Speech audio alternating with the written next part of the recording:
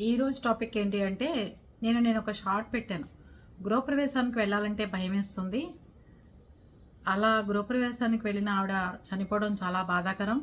కానీ నా ఫీలింగ్ అయితే మాత్రం ఏంట్రా బాబు ముహూర్తాలు సరిగ్గా లేకపోతే వచ్చిన వాళ్ళు కూడా లేచిపోయే పరిస్థితి అని చెప్పి అనిపించింది అని. చాలామంది దాన్ని నెగిటివ్ కామెంట్స్గా నేను చెప్పను, కానీ నా ఒపీనియన్ నేను చెప్పే హక్కు నాకు ఎలా ఉందో అవతల వాళ్ళు కూడా దానికి తగ్గట్టుగా స్పందించే హక్కు ఉందని నేను చెప్తాను. వాళ్ళు కూడా వాళ్ళ అభిప్రాయం తెలియపరుస్తున్నారు. కొంతమంది ఏం చెప్పారు అంటే, అక్కర్లేని మూఢనమ్మకాలు పెట్టుకోవద్దు, చాదస్తం, తప్పుడు ప్రచారాలు చేయకండి, మీరు నెగిటివ్గా ఏది చెప్పకండి అని ఇలా చెప్తున్నారు. నిజంగా చెప్పేవాళ్ళు ఉండటం కూడా ఒక అదృష్టం. అలా చెప్పేవాళ్ళు ఉండాలి. ఇప్పుడు ఎవరైనా మన గురించి మన ఇంటికి వచ్చి ఎవరైనా బాధపడుతుంటే, ఎందుకు నువ్వు అలాంటి ఫీలింగ్స్ పెట్టుకోమాకు, అలాంటి అపోహలు పోమాకు, అలాంటి చాదస్తం పెట్టుకోకు అని చెప్తామా చెప్పమా? అలాగే మన ఫాలోవర్స్ కూడా చెప్పారు. దానికి నేను తప్పు పట్టట్లా.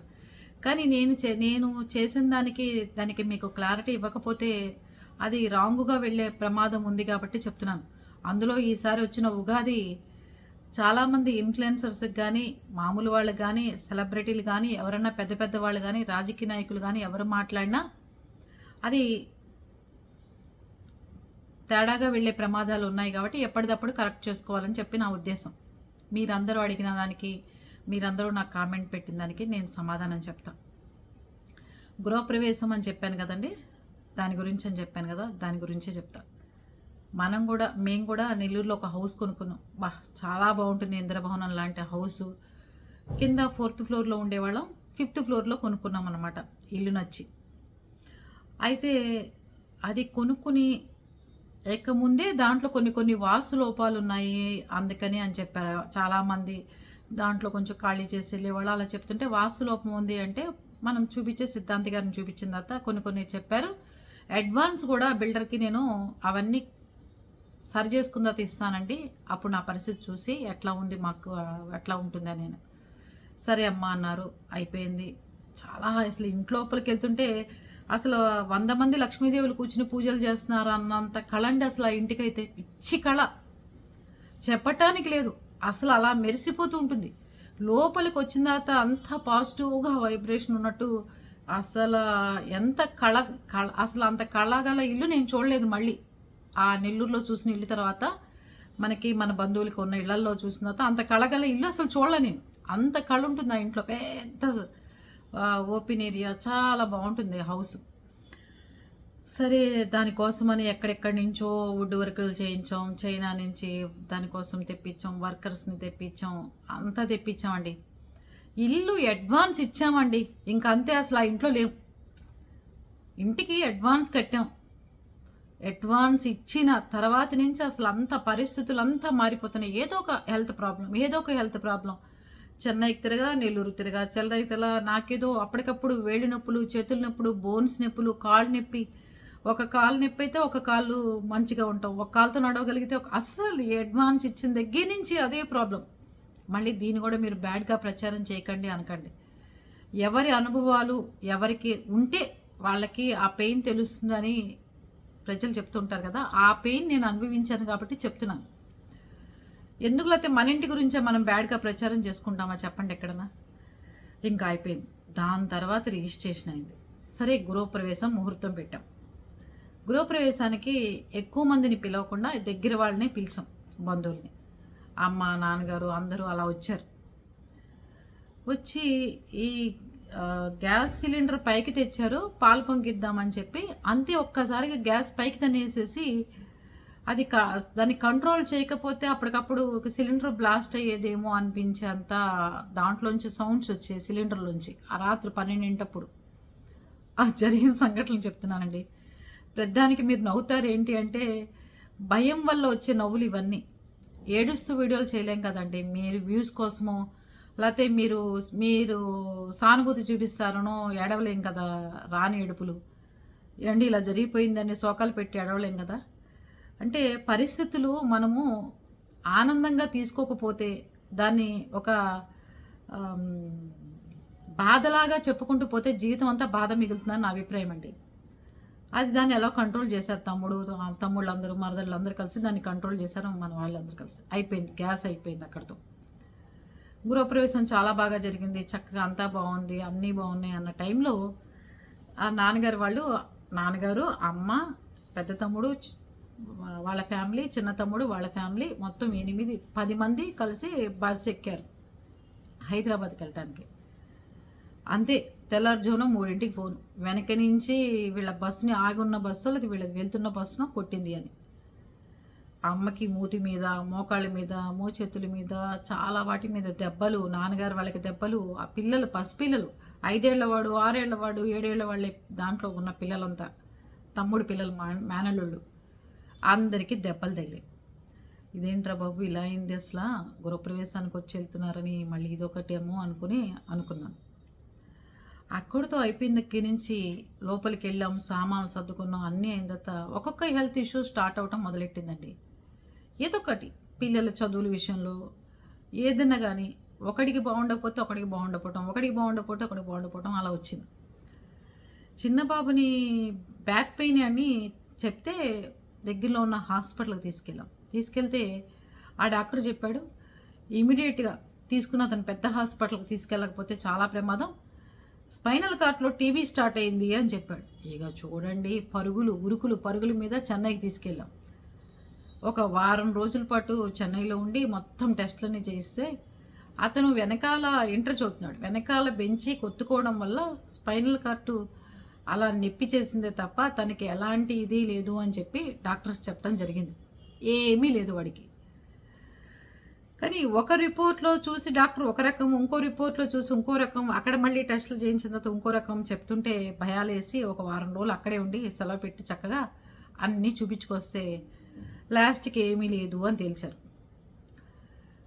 దాని తర్వాత పెద్ద బాబుకి కడుపు నొప్పి రావడం, కడుపు నొప్పి అంటే ఏంటా ఫుడ్ ఏదైనా పడలేదా అని చెప్తే అపెండిక్స్ వచ్చింది, ఆపరేషన్ చేయాలి అన్నారు. ఇది ఈ నెలల్లోనే జరుగుతున్నాయి ఇవన్నీ. అంటే కుటుంబ విషయాలు చెప్పాలని కాదు, మీరు గృహప్రవేశం వీడియో పెట్టంగానే మీరు అలా అంటే ఎవడి పెయిన్ వాడికి తెలుస్తుంది అన్నట్టు మాకు ఆ పెయిన్ తెలుసు కాబట్టి మీకు చెప్తాం, ధర్మం కాదా? మీకు చెప్పకపోతే మీరు తప్పుగానే అర్థం చేసుకుంటూ ఉంటారు, ఏదో ఈవిడ వ్యూస్ కోసమో వీడియోల కోసమో పెట్టుకుంటుందని. అది ఎప్పుడు జరగదండి, ఎప్పుడు పెట్టను. ఇది టైం పాస్ కోసం పెట్టిన ఛానల్ మాత్రం కాదు, అవగాహన కల్పించడానికి పెట్టిన ఛానలే. అలాగని గృహప్రవేశానికి వచ్చే బంధువులందరికీ ముహూర్తాలు మనం కూడా పెట్టించాం, తెలిసిందా అండి? నా ఆడపడుచు వస్తుంది, ఆవిడకి ఏమైనా నేను ముహూర్తం ఆవిడ జాతకం తీసుకొని చెప్తానా? కాదు, అందరికీ బాగుండే విధంగానే మనం పెట్టుకుంటాం, దానికి తగ్గ శాంతి పూజలు హోమాలు చేయించుకుంటాం, అంతే కదా. సరే, అది అయిపోయిన తర్వాత ఏప్రిల్లో ఇంట్లో చేరాం, సెప్టెంబర్లో అమ్మ చనిపోయింది. ఈ లోపల ఈ ఆగస్టు దాకా మనకి, ఏప్రిల్ నుంచి ఆగస్టు దాకా ఈ పిల్లలకి హెల్త్ ప్రాబ్లమ్స్, నాకు హెల్త్ ప్రాబ్లమ్స్తోనే సరిపోయింది. హాయిగా గుండ్రాయిలాగా ఇప్పుడు మీతో ఎలా ఉంటున్నానో అలా ఉన్న వాళ్ళకి. సెప్టెంబర్లో అమ్మ చనిపోయింది. ఇంకా అమ్మ చనిపోయి గోడలు పుచ్చుకుని లేచి, ఏంట్రా బాబు ఇలా సడన్గా అమ్మ ఇలా అవటం ఏంటి అని చెప్పి ఆ గోడ ఈ గోడ పుచ్చుకుని నడుచుకుంటూ ఏడుస్తూనే జరిగిపోయిందండి. ఆ ఆగస్టు దాకా పిల్లల ప్రాబ్లమ్స్ వల్ల బాధలు పడుతూ, సెప్టెంబర్ నుంచి అమ్మ చనిపోవడం ఏంటి, అసలు ఎందుకు జరిగింది ఇలాగా అని చాలా కారణాలు ఉన్నాయి. అమ్మ చనిపోవడంలో కొన్ని చెప్పలేని కారణాలు ఉన్నాయి. అంతకుముందు బాబాయ్ చనిపోతే, అతను చనిపోయినప్పుడు ఆ ముహూర్తం బాగోలేదు, ఇల్లు గ్యారంటీగా మూసేయాలి అంటే మా నాన్నగారు ఉంటారు ఆ ఇంట్లో విలేజ్లో, మా పిన్ని ఉండి మూయటానికి వీల్లేదన్నారు. పోనీ శాంతి హోమం చేయాలమ్మా, చనిపోయిన ముహూర్తం కరెక్ట్ కాదు, మీరు ఇల్లు మూయకపోతే మాత్రం కుదరదు, ఆ ఇంటికి పెద్ద దిక్కు కాబట్టి ఆయనకి ప్రమాదం జరిగే పరిస్థితి వస్తుంది, చెయ్యండి అంటే మా దగ్గర డబ్బుల్లో మేము చెయ్యం అని చెప్పారు ఆవిడ. అలా జరిగింది అక్కడ ఒక సంఘటన. అలాగా దాంట్లో మళ్ళీ మన ఇంటి గృహప్రవేశాలు మన ఇంటికి జరిగినాయి. అయితే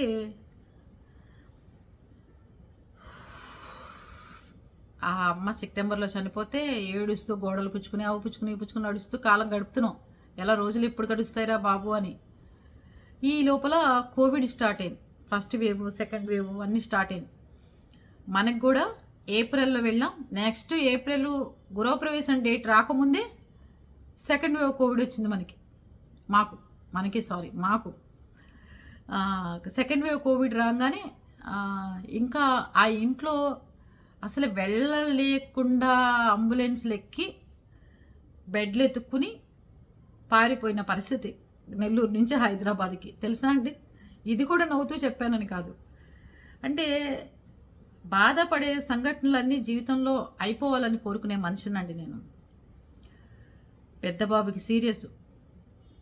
అసలు ఉంటాడా? ఉండడా? అని చెప్పారు డాక్టర్లు. సాచురేషన్ లేదు. బెడ్‌లు దొరకట్లేదు. హాస్పిటల్స్‌లో ఫుల్ అయిపోయారు. ఆక్సిజన్ ఉన్న అంబులెన్స్ దొరకట్లేదు. ఏప్రిల్ నెలలో సెకండ్ వేవ్ టైంలో. ఇంకా గందరగోళం పరిస్థితుల్లో అందరం అడ్డం పడిపోయాం. ఆ ఏప్రిల్ నెలలో ఖాళీ చేసి నెల్లూరు నుంచి వెళ్ళిపోయిన వాళ్ళం మళ్ళీ తిరిగి అక్టోబరు, నవంబర్‌లో వచ్చాం మళ్ళీ ఆ ఇంటికి. అంటే ఇంకా వెళ్ళిపోయిన తర్వాత మా పిల్లలిద్దరు గానీ, హస్బెండ్ గానీ ఎవ్వరు ఇంకా నెల్లూరు వైపుకి రాలే. అందరూ ఇంకా ట్రీట్మెంట్‌లోనే ఉన్నారు 6 నెలల పాటు. ఏప్రిల్‌లో వెళ్ళిపోయిన వాళ్ళం, అక్టోబర్ దాకా ఇంకా ట్రీట్మెంట్‌లోనే ఉన్నాం మేమందరం. సరే అప్పుడు మనం ఏలూరులో ఉంటున్నాం కాబట్టి మేము సామాన్లు తీసుకుని అందరం ఒక చోటకి వెళ్ళిపోవాలి అనే నిర్ణయానికొచ్చి, నేనొక్కదాన్ని డ్రైవరు వచ్చి, ఆ ఇంట్లోకొచ్చి ఇల్లు ఖాళీ చేసేసి ముందు సామాన్లన్నీ తీసుకుని ఏలూరుకెళ్ళిపోయాం. ఆ ఇంట్లో నలుగురం ఉందాం, హాయిగా హ్యాపీగా ఉంటుంది, మంచి ఇల్లు, చక్కగా కొనుక్కున్నాం ఇల్లు, కొత్త ఇల్లు అని. ఏ గోడ మీద ఇంకా మరక పట్టం గానీ, మీ తలుపులు తీసిన సందర్భాలు గానీ, కబోర్డ్‌లు ఎక్కువసేపు వాడిన సందర్భం గానీ, లేకపోతే ఏ వర్కులు చేయించినా దాన్ని ఎక్కువ ముట్టుకున్న సందర్భాలు గానీ, అసలు దాన్ని అనుభవించిన సందర్భం గూడా లేదండి ఆ ఇంట్లో. కిచెన్ చాలా పెద్దది. పక్కన చక్కగా ఆడవాళ్ళకి పక్కన మళ్ళీ వేరే కౌంటర్ ఇచ్చాడు. అబ్బా! బ్రహ్మాండమైన ఇల్లు అసలది. మొక్కలైతే నేను కనీసం వాడు నర్సరీలో ఎన్నైతే మొక్కలున్నాయో అన్ని రకాల మొక్కలు పట్టాయి దాంట్లో. అంత ఇష్టంగా కట్టుకున్న ఇల్లు. ఇంకంతే ఎవరని లేరు. ఏప్రిల్‌లో ఖాళీ చేసేసి వెళ్ళిపోయాం ఏడ్చుకుంటూ. మళ్ళీ ఆ ఇంట్లోకొచ్చిన సందర్భమే లేదు. మా హస్బెండ్ గానీ, పిల్లలు గానీ ఎవ్వరు కాలు పెట్టల. నేను ఆ ఇంట్లో సామాన్లు తీసుకెళ్ళాలి కాబట్టి తీసుకెళ్ళాను. తర్వాత ఆ ఇల్లు బేరం పెడితే ప్రతి ఒక్కడు అడిగిన మాట ఏంటో తెలుసా? మీరు కరోనా వచ్చిన తర్వాత మీరు ఆ ఇంట్లోకి వచ్చిన తర్వాత చాలా జరిగినాయట కదండీ! అందుకనే మీరు ఖాళీ చేస్తున్నట్టు కదా! అందరూ చెప్పుకుంటున్నారు. తెలిసిందా? అది. ఆ ఇల్లు ఒకవేళ మనం అమ్మాలి అన్నప్పుడు అందరూ చెప్తారు. ఆ ఇంట్లోకి వచ్చిన తర్వాత వాళ్ళ పిల్లలకి ఆరోగ్యం బాగోలా, వాళ్ళ ఆవిడ ఆరోగ్యం బాగోలా, తర్వాత వాళ్ళ అమ్మగారు చనిపోయారు, తర్వాత వాళ్ళు కరోనాలో వచ్చి ఇంట్లోంచి వెళ్ళిపోయారు. అందరూ చెప్పారు. కొనుక్కునేవాడు కూడా ఆలోచించే కొనుక్కుంటారు. కాదా? చెప్పండి. అది. ఆ ఇంటికి అంత పెద్ద స్టోరీ. ఎన్ని రోజులైనా రాలా. కులం ఏంటి? ఆ ఇల్లు కొనాలంటే కులాల దాకా, ఇల్లు కొనాలన్నా కూడా కులం దాకా వచ్చారు. మీ కులం ఏంటండి? మీరు ఎందుకని ఆ ఇల్లు అమ్మాలనుకుంటున్నారు? ఏం జరిగింది? ఏంటి? అని అంటే నెక్స్ట్ వాళ్ళు వచ్చేటప్పుడు ఆ ఇంట్లోకి వాళ్ళకి మంచి జరగాలని అనుకుంటారు కదా! అది. అప్పటినుంచి ఇప్పటి వరకు జీవితాంతం అద్దింట్లోనే ఉండొచ్చు కానీ సొంత ఇల్లు కొనుక్కుని గృహప్రవేశం చేసి ఈ టెన్షన్స్ ఇవన్నీ పడలేనురా బాబు అనే భయానికి తెప్పించింది ఆ ఇల్లు. అందమైన ఇల్లు కాస్త భయభ్రాంతులకు గురి చేసింది. కానీ మా ఇంట్లో మా హస్బెండ్ పిల్లలు అంటారు, ఎందుకంటావు అమ్మ అలాగా? మొన్నే ఆ ఇల్లు బయట వేసింది అనుకోవచ్చు కదా, అలా అనుకోవచ్చు కదా అంటే ఎక్కువ బాధలు పడ్డాం, ఎక్కువసేపు ఏడ్చాం, ఎక్కువసేపు ఆ ఇంట్లో ఉన్నంతకాలం మనశ్శాంతి లేకుండా ఉన్నాం. ఆ ఇంట్లో ఉన్న సందర్భం సరదాగా కూర్చుని ఒక కప్పు కాఫీ తాగి అమ్మయ్య ఇవాళ మనశ్శాంతిగా ఉన్నాము అనిపించిన రోజే లేదు. తెలిసిన ఫ్రెండ్ కూడా కొనుక్కుంటానంటే వద్దమ్మా కార్తిక ఇల్లు వద్దు మనకి కొనుక్కోమాకండి, మీకు తక్కువ రేటుకి అమ్మేస్తామని అనిపించి బేరం పెట్టినా కూడా మీరు కొనుక్కోవద్దు అని చెప్పానే తప్ప మన ఇల్లు అమ్ముడుపోవాలి మీరు కొనేసుకోండి అని చెప్పి నేను చెప్పలేదు. అంటే మనం పడ్డ బాధ మన ఫ్రెండ్స్ కూడా పడకూడదు.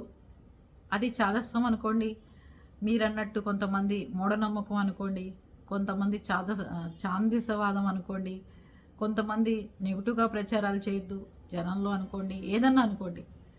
ఆ నొప్పి పెయిన్ అనుభవించిన వాడికి తెలుస్తుంది ఆ గృహప్రవేశాల బాధ, ఆ కొత్త ఇంట్లోకి వెళ్ళినప్పుడు జరిగిన సంఘటనలు, అవి అనుభవించిన వాడికే తెలుస్తుంది ఆ బాధ. దాని తర్వాత అంత డబ్బు ఖర్చు పెట్టిన తర్వాత అది అమ్మాలన్నా, అద్దెకివ్వాలన్నా వచ్చిన సమస్యలు ఎన్ని ఉంటాయో తెలుసా? అది తప్పే ఉందండి. బ్యాడ్గా ప్రచారం చేయొద్దన్నారు, నేను దాన్ని అస్సలు తప్పుగానే తీసుకోను. దానికి ఎంత స్టోరీ ఉంది నేను చెప్పిన దాంట్లో. గృహప్రవేశం అని ఎవరైనా పిలిస్తే అంత భయం నాకు, అంత భయభ్రాంతులు గురవుతాను. ఆ ఇంట్లో ఉన్న 1 ఇయర్ కూడా ఎక్కడా లేమండి, అసలు 1 ఇయర్ కూడా లేవు. ఆ సెప్టెంబర్ అమ్మది అయిపోగానే మళ్ళీ వెంటనే పరిగెత్తి హాస్పిటల్. ఇల్లు కట్టినందుకు డబ్బులు ఎంత అయిందో హాస్పిటల్కి అంత 4 రెట్లు అయింది. అది కట్టుకోకపోతే ఏ గోల లేదు, అద్దెంట్లో ఉండి చక్కగా వాడికి రెంట్ పే చేసేసి ఇష్టమైతే బాగుంటే వాస్తు ఉంటాం, లేకపోతే వెళ్ళిపోతాం అనే టైప్కి వచ్చాం. అర్థమైందా? అందుకని ప్రతిదీ తప్పు పట్టకండి. వాస్తు అనేది మనకి ఇబ్బంది కలిగినప్పుడు తెలుస్తుంది. చాలామంది పుట్టింటికలు వెళ్తున్నప్పుడు జరుగుతూ ఉంటాయి, పెళ్ళిళ్ళు అన్నప్పుడు యాక్సిడెంట్ అవుతుంది. మొన్న కూడా నేను ఒక మ్యారేజ్కి వెళ్ళి వచ్చాను, రాత్రి 12 వస్తుంటే పెద్దగా యాక్సిడెంట్ అయింది, దెబ్బలు తగిలాయి. మీకు ఆ విషయం చెప్పలేదు. అవతల మనం పెళ్ళికి వెళ్ళి వచ్చిన వాళ్ళు హర్ట్ అవుతారు, మనం పాపం అది కూడా వీడియో చేస్తే ఇలా యాక్సిడెంట్ అయింది, ఇలా నేను పెళ్ళికి వెళ్ళి వస్తానని చెప్పి నేను చెప్పలేదు. కొన్ని జరుగుతూ ఉంటాయి, అవి ఎదురువాడు మనకు అడ్డం రావచ్చు, అవి మనకి ప్రమాదపూర్వకంగా జరగలేదు కాబట్టి సరిపోయింది. అమ్మ వాళ్ళకి కనుక ఆ రోజు ఎవరికన్నా దాంట్లో ఏదన్నా అయితే ఎంత పెద్ద ప్రమాదం అండి. అది గృహప్రవేశానికి మీరు పెట్టిన దానికి కామెంట్స్కి నేను రిప్లై ఇచ్చి సరి చేసుకోకపోతే బాగుంటుందని చెప్తున్నాను. ఓకేనా?